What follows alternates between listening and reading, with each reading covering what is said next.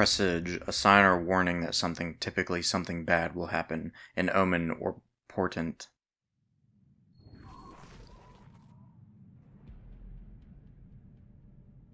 The Guardian arrives at the derelict craft of Cabal origin to investigate a distress signal, not knowing what awaits them within.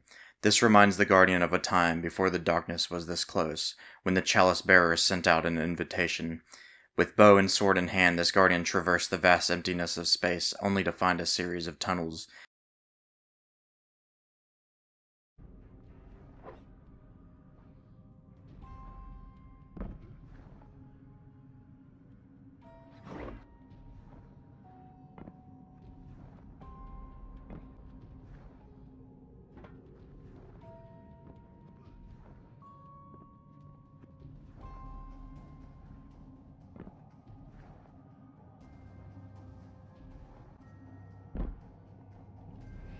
There's a distortion in the feed, no frequencies. Like ripples meeting in conversation. Executing trace. Stand by. Hearing disturbing things that would be a thing to keep the children of the city up at night. But with bow in hand, this Guardian had to push forward.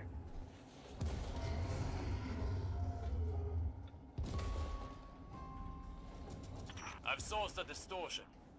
There's an open patch into the ship's computer. Perhaps courtesy of our lost friend.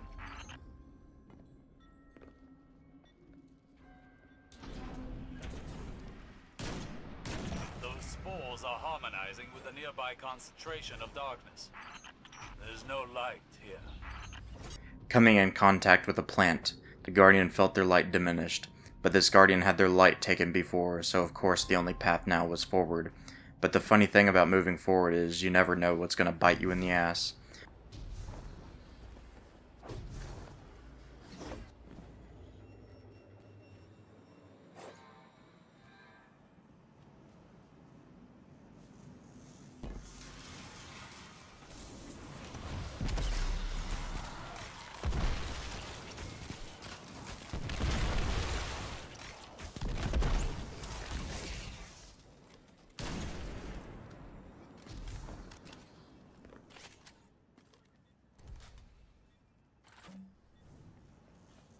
Guardian, you're not the only life sign aboard. I see at least one other. It may be our missing friend. It may not. The Guardian touched the plant again, the one that suppressed the light, for in this symbiosis the Guardian was able to trespass those derelict hells, with many horrors awaiting them around every corner.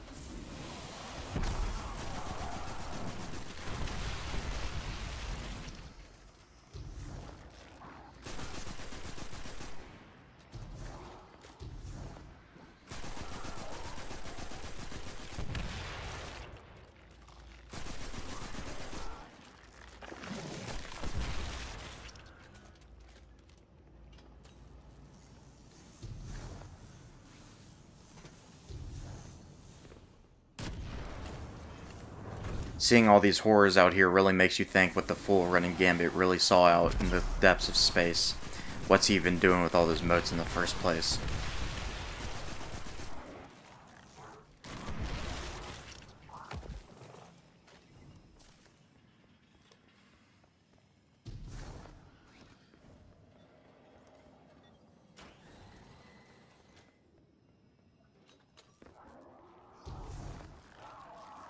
I found a journal of Callus's scribe, Momson.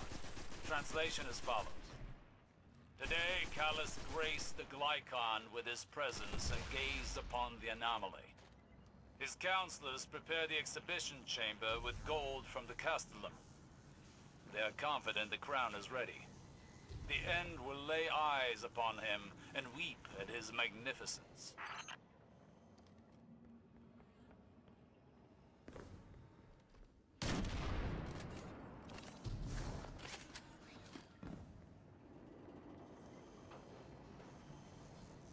As the Guardian continued through the grinding pit of the ship, they were forced into a building-sized trash compactor with an odd lever at the end.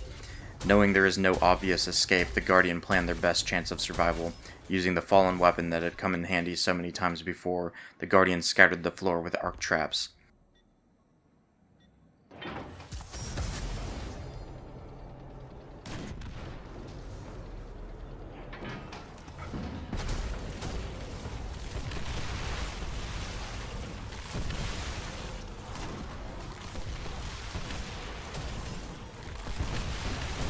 Thanks to the Guardian's quick wits, an escape hatch was discovered momentarily after the trash compactor began. This ship's passageways no longer connect as they should.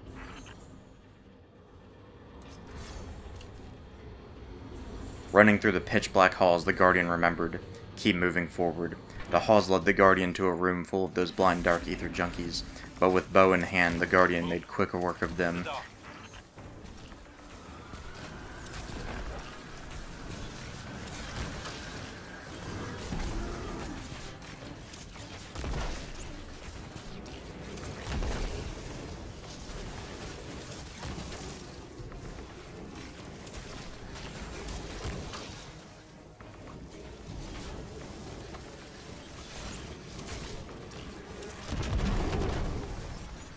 With the aid of the Warmind Rasputin, the Guardian put those things down with swift and fatal explosions.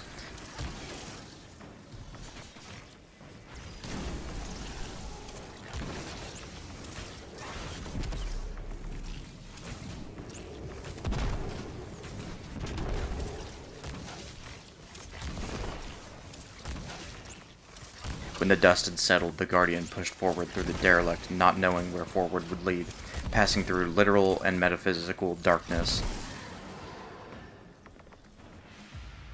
They relent. We must not. Forward. Guardian, I've pieced together another of Armsat's records. It reads, "Tragedy of silence. He tore the wilting failures apart himself.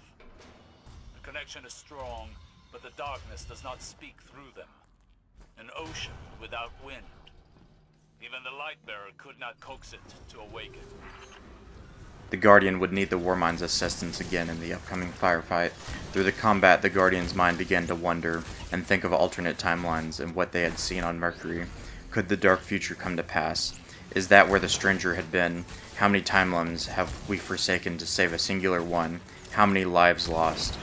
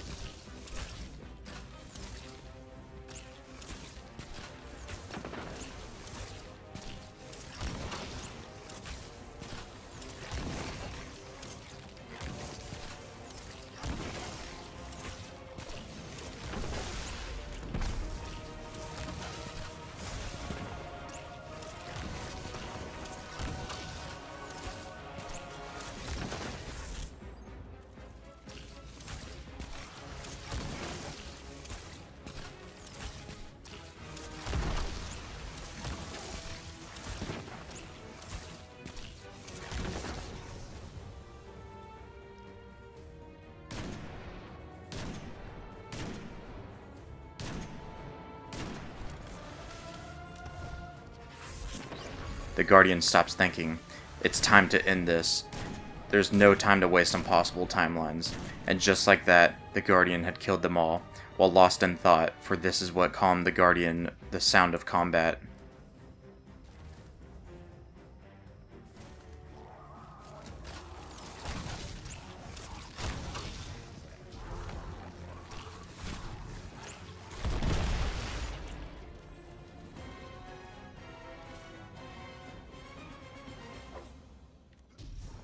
Hangar systems are intact. Why didn't they try to run?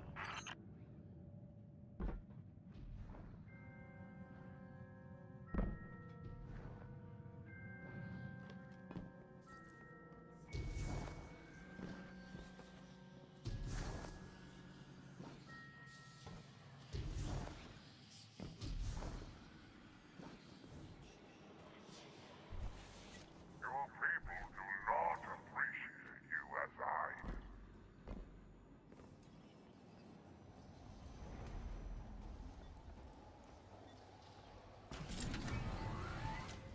After passing through the cold reaches of space once more, the Guardian must once again walk the thin line of light and dark to progress. The Guardian was getting tired of playing games like a mouse in a maze chasing cheese. The Guardian's patience was growing more thin by the minute, and with every room holding more and more reinforcements, the Guardian knew they were getting closer. Flipping switches to flip switches to walk a line to destroy the infrastructure. It was becoming normal, giving up oneself to progress. At this point, the Guardian had already walked this line so many times before he had forgot the reason he came to this derelict ship in the first place.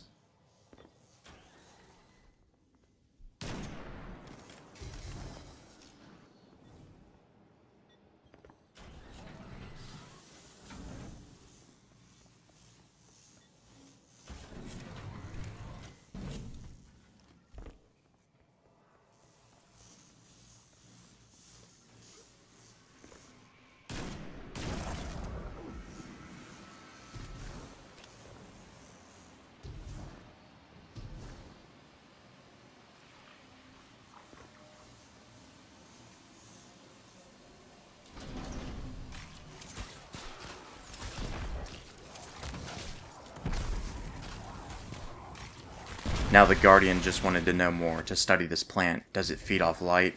Is that how it suppresses me? How do I harness this for myself? Then the Guardian saw what it had done to the Scorn and remembered to push forward. Tempting fate can be a dangerous game, even those who never truly die.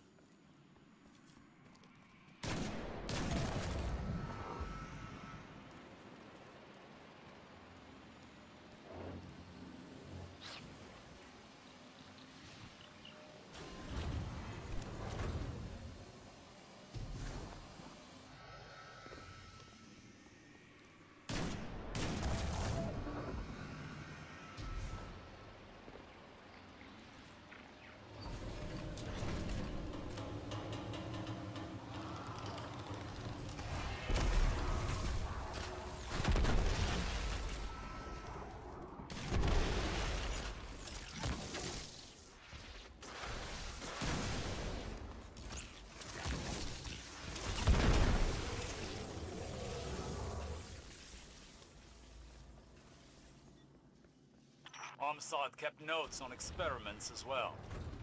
It seems that Scorn exposed to the anomaly all suffered contiguous neuron death. It consumed their minds. All but one who spoke with many dead voices. This survivor would become the centerpiece of their studies.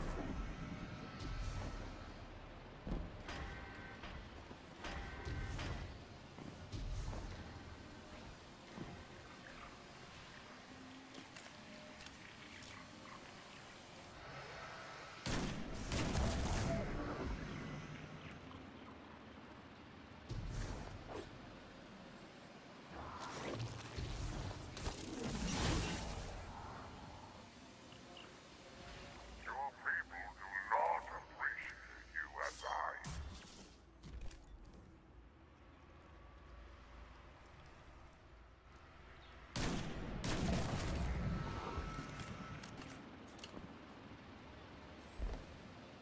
Put this decrepit creature to rest. And finally, the Guardian discovered the beast that had been watching him all along. His mind faded back into the calm, soothing thought of combat.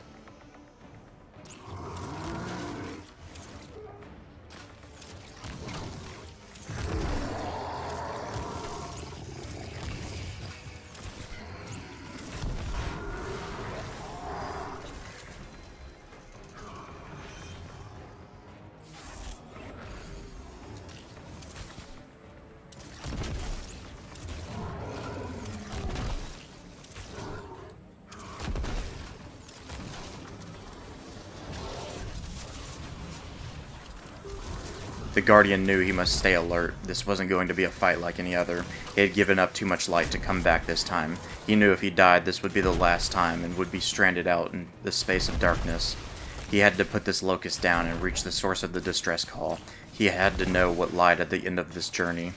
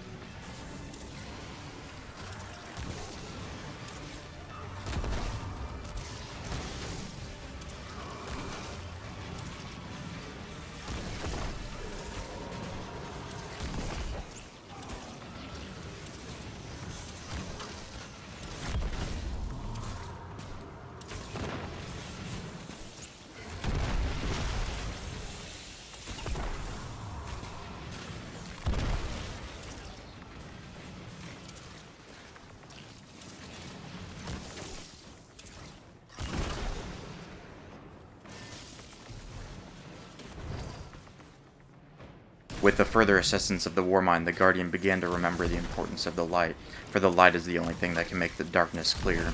All throughout this ship, the Guardian never knew where he was truly headed other than forward. With the light in hand, the Guardian could see clearly what the darkness's true power is. Deception.